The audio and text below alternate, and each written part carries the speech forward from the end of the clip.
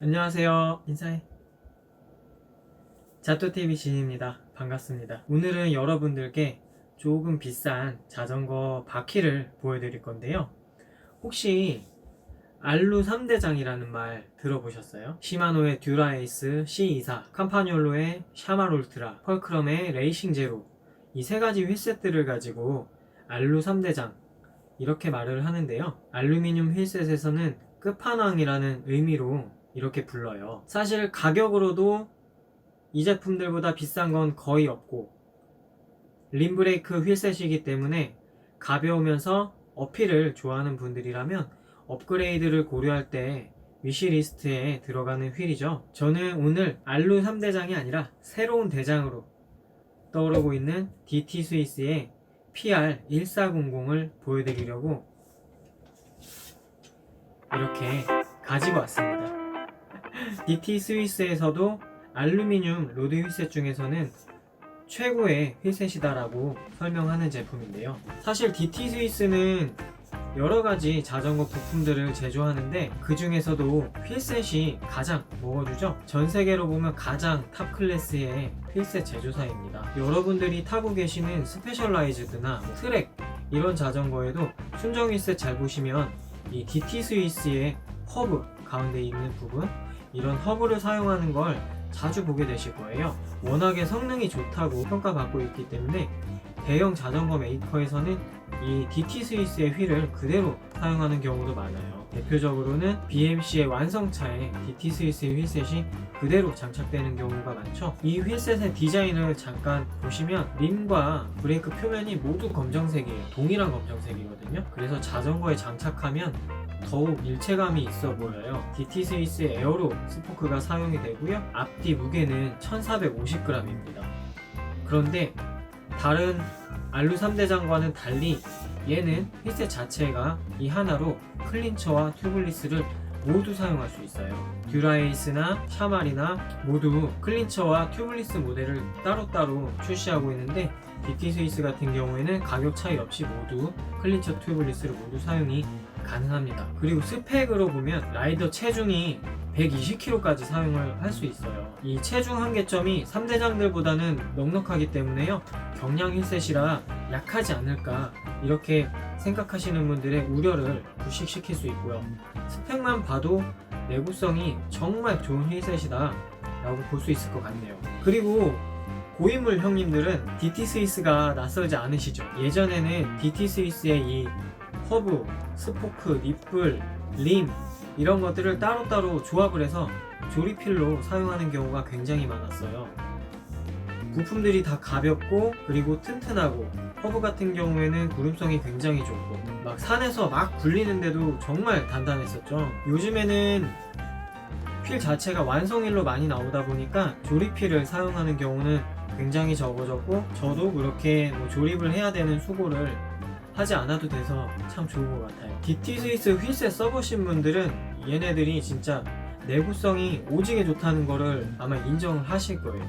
정말 단단한데 여기에는 이유가 있어요. 왜냐면 국제 사이클 연맹, 그러니까 UCI 주관 하에 펼쳐지는 자전거 경기들에서는 공식적으로 사용할 수 있는 부품들이 정해져 있어요. 프레임이나 핸들바라든지 안장, 그리고 바퀴 같은 것도 모두 마찬가지인데 바퀴는 UCI의 인증을 획득하는 방법이 두 가지 있습니다. 하나는 UCI에서 휠 테스트를 통과해서 인증을 받는 방법이 있고, 그리고 또 다른 하나는 바로 이 DT 스위스의 휠 테스트를 통과해서 인증을 받는 그런 방법들이 있거든요. DT 스위스에서 하는 휠셋의 테스트는 UCI보다 기준이 더욱 까다로워요. 그렇기 때문에 자사의 휠셋들을 모두 혹독한 테스트를 거치니까 이 휠셋들은 애초에 UCI 테스트 기준보다 높은 조건을 통과한 품질이 좋은 휠셋이라는 거죠. 제작을 해서 UCI의 테스트를 받고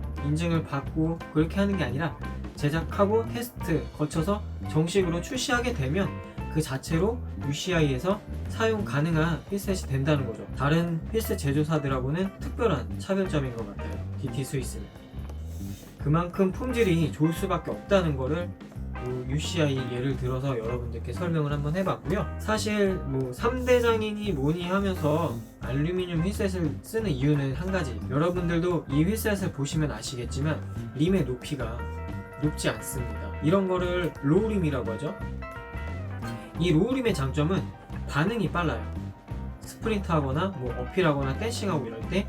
그렇기 때문에 어필 좋아하시는 분들이 이걸 많이 사용하는데, 어필이 많다면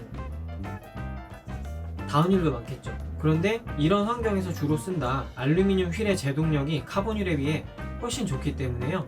브레이크의 성능이 중요하신 분들에게도 이런 알루미늄 휠셋이 더 좋습니다. 알루미늄 휠들이 림이 높이가 낮은 거는 림이 높아질수록 훨씬 무거워져요. 카본 휠에 비해서. 그렇기 때문에 알루미늄은 거의 대부분 로우림입니다. 그리고 이 휠을 자체적으로 한 번씩 특징을 볼게요.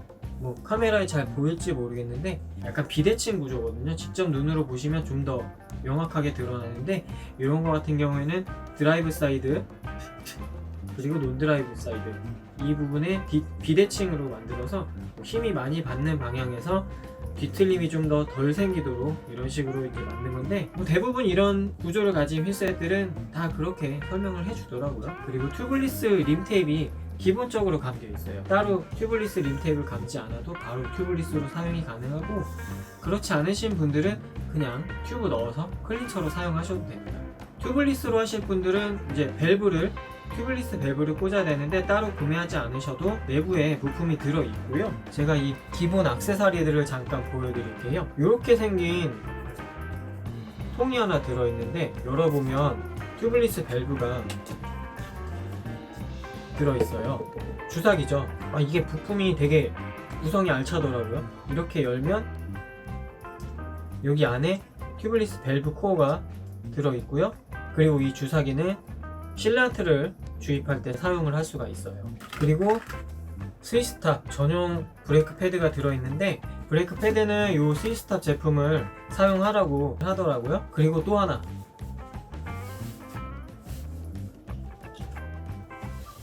이거 쪽모자가 들어있더라고요. 이거 쪽모자 용도는 아시겠지만 땀을 흡수해주는 용도입니다. 헬멧 쓰기 전에 한번 써주고 그 위에다가 헬멧 써주시면은 땀을 흡수를 해주고요. 그리고 요게 짧은데 해가 많이 날 때는 요 정도만 해주면 위에서 내리쬐는 해를 가려줄 수 있기 때문에요, 눈부심을 많이 막아줄 수 있어요. 쪽모자는 그런 용도로 사용을 하시는 겁니다. 디자인은 깔끔하죠. 그리고 대박인 게 하나 있는데, 요새 스램 XS 구동계 12단짜리 많이 사용하잖아요. 스램 XDR 바디도 기본으로 들어있습니다. 대박이죠. 이거 돈 주고 사려면 한 10만원 될 텐데 진짜 장난 아니에요. 이렇게 오늘은 저랑 같이 DT 스위스 PR1400 휠셋을 간략하게 살펴봤는데요. 설명하다 보니까 장점 위주로 설명을 했는데 가격 말고는 단점을 찾아보기가 어려운 것 같아요. 정비도 편리하고 무게도 가볍죠. 디자인도 진짜 깔끔하고, 그리고 기본 부속들 이렇게 깔끔하게 챙겨주는 거 처음 봤어요. 진짜 이래서 새 거 사나봐. 정비가 쉽다고 말씀드린 거는 DT 스위스 같은 경우는 이렇게 손으로도 뺄 수가 있어요. 그런데 구조는 되게 간단한데 자전거 연결하면 또 진짜 내구성이 튼튼하거든요. 오래 사용하기에도 좋고 레이스에 사용하기에도 좋고, 그 로우림이라고 해도 평지에서 안 나가는 게 아니에요.